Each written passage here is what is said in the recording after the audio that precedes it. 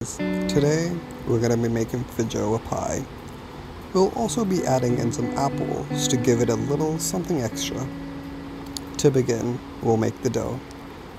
For this recipe, we'll be using the pie dough recipe from Binging with Babish. Since we're making double the dough, we're going to want to mix 340 grams of flour with 2 tablespoons of sugar and a teaspoon of salt.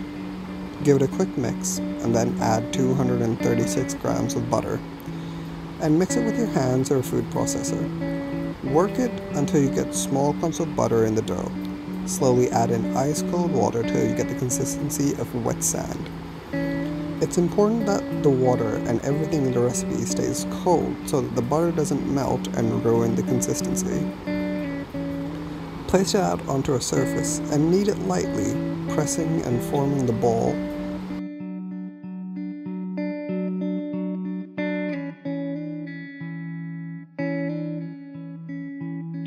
Then cover in plastic wrap and place it in the fridge for about an hour.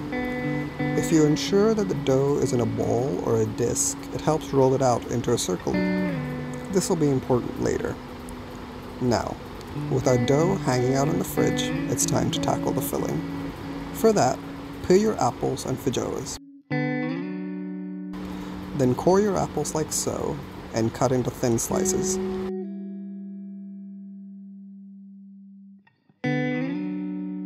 After that, cut your feijoas into small slices as well. Feijoas are a fruit that most people may not have heard of. It originates from Brazil and is most usually available around late autumn. Its taste can be described as a combination of pineapple and guava. It has the sweetness of the guava but that punchy tang and tartness of a pineapple. Once all the fruit is cut, grab yourself a large bowl and add 3 tablespoons of flour. Personally, I like it to be extra gooey, but if you don't like it as gooey as I do, then only add in 1 tablespoon of flour. Then, add 1/3 cup of brown sugar and 1/4 cup of white sugar.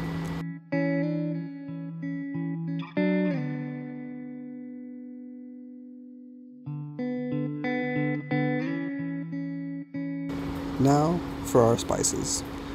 We're going to use half a teaspoon of cinnamon, 1/4 teaspoon of nutmeg, and 1/4 teaspoon of ground ginger. Mix it all together and then add in the fruit into the big bowl.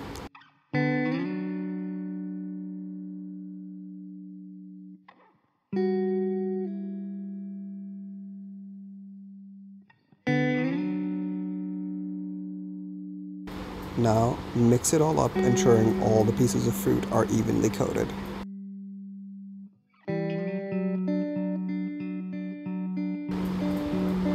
Now to bake the dough. You're going to want to roll it out into a lightly dusted surface and realize that somehow you went wrong and just scrap it all.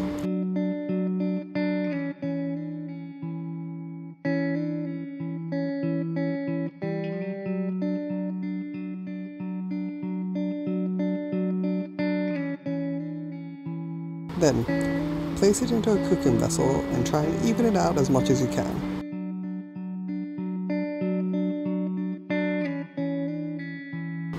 Then, we're going to do a blind bake. Place an aluminium foil in the pie and use your baking bowls if you have any.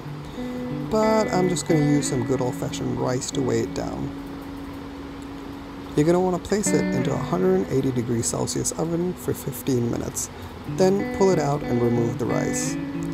And I forgot to film this part, but you're going to do what's called docking. Grab a fork and stab all the dough and place it back into the oven for an extra 10 minutes. And roll out the other half of the dough and place it on top to make the top crust of your pie. Now, once that first baking part is done, it's time to add in the fruit into the baked pie shell.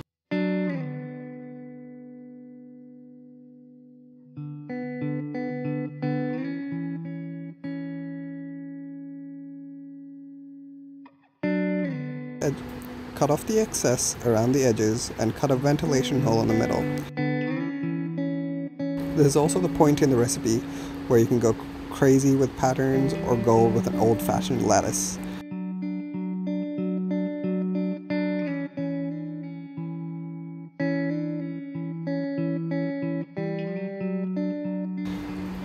Now, top it off with an egg wash, and just before you place it in the oven, remember that you forgot to sprinkle it with sugar.